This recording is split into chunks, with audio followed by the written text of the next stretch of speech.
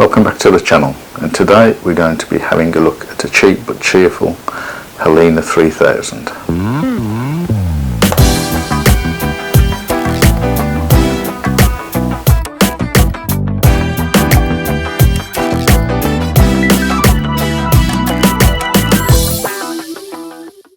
If you want to skip forward to the images, you can do so. Just check the timeline that I've put in the description. And also I've got a rundown of what I'll be doing in the future and some of the cameras I'll be looking at, and that's on the timeline as well if you look in the description.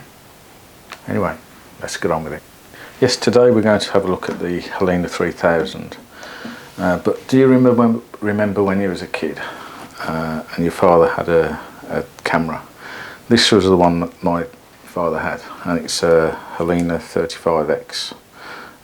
So I purchased one, but it's one of the reasons that I've bought a few Halinas over the past 6 to 12 months, and it's just something that's from childhood, and I thought I'd have a look at the rest of their range of cameras, starting off with the Halina 3000. They're fairly basic cameras. They were introduced in 1974. This is a very simple camera, and it's a cheap and cheerful camera as well. Back in 1981, the only sort of retail price I could find was £19.99 from Argos. I suppose in today's money that's getting on for 50, 70 quid, something like that. But anyway, this one has a Selenium meter, as you can see, just there. It's got two sisters, the Halina 2000, which did not have the meter, and the Halina 1000, which is just a fixed focus, cheap plastic lens camera. You've got no choice of shutter speeds, apertures, so it's cheaper than this. Yeah, let's have a look at some of the features of this camera. The camera comes with a fixed lens, which is a 45mm f2.8 anastigmatic lens. Now this lens has gone pretty much unchanged for the past 20-30 years on these cameras, and it's pretty much the same one that was used on the Halina 35X, which I've just mentioned in the intro.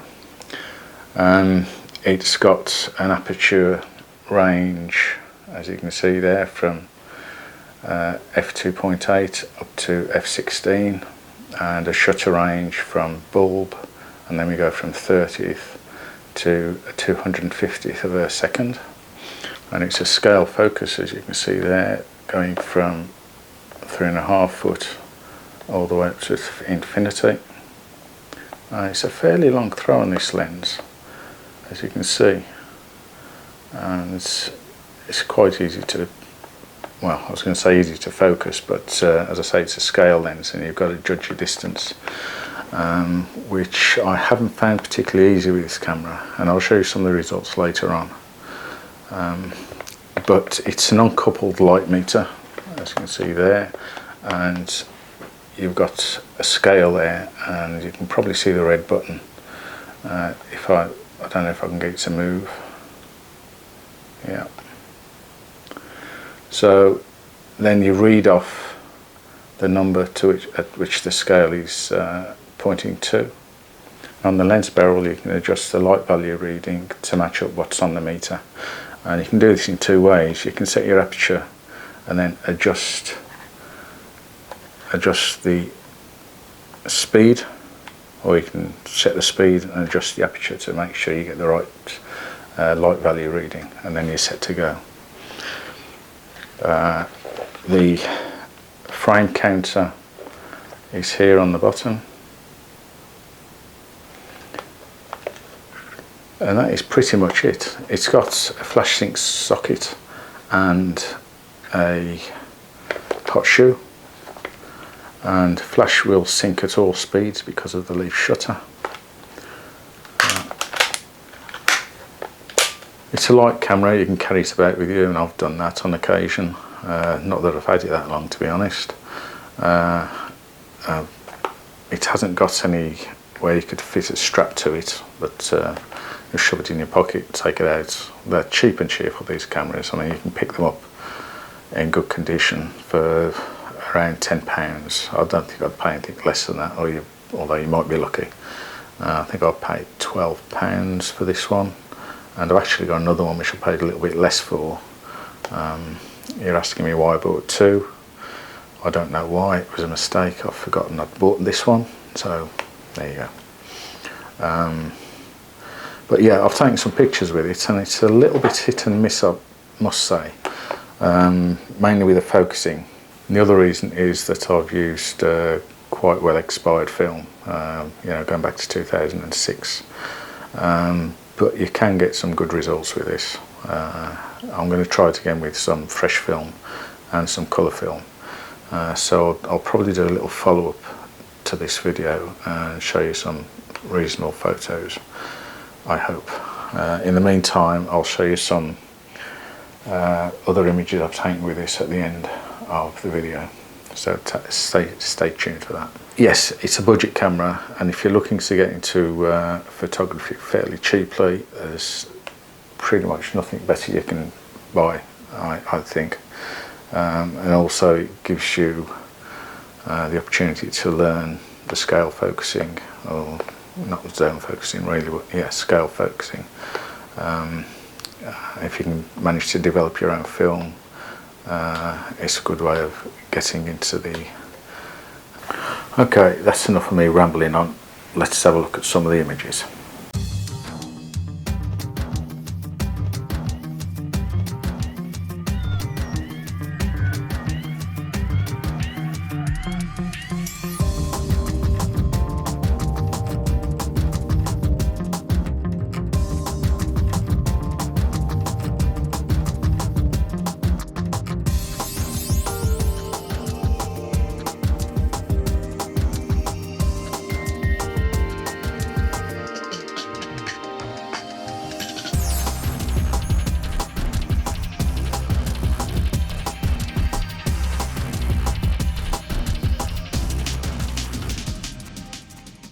Well, thanks for watching the video, and I'll just give you a brief intro into what I'm going to be doing in the future, and that is reviewing more cameras, a little bit more in depth than this current video.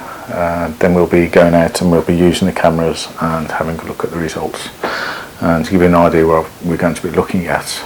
Not generally going to be digital, but I do have a digital camera here, which is one I bought about 12 months ago for a trip to Israel, and that's the XT3. I do have two other digital cameras, one being the Canon 5D Mark II, which I doubt I'll ever get rid of.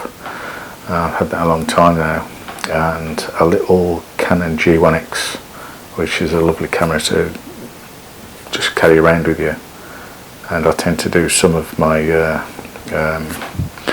I'm restoring a low Selenium, and it's good to take some pictures of what you're taking apart, so you know how to get them back together. Anyway, cameras. We've got a Canonette here. What is it? 45mm f1.9. And that's a nice little rangefinder, which we'll be looking at soon. Then we've got a small Konica C35, which is again a nice little compact rangefinder. Then we've got an unusual looking camera, which is the Kodak 35. I thought this was broken when I bought it, but it's one of those cameras that it needs filming to activate the shutter. You wind it on, then the shutter will work. So have a look at that one as well. And one of the usual 35mm cameras, SLR, and that's the Canon Pentax SP1000. Nice little camera. We're looking at that, and the oldest camera in the setup is a Kodak vest pocket autographic. This, according to the serial number, dates from about 1915. A nice little compact, as it says, stick it in your vest pocket. Widely used throughout World War One. So I'll be having a look at that soon. And there's other cameras as well, but if you're interested and want to find out more about those cameras and this sort of images they produce, then stay tuned. Thanks for watching. See you in the next one.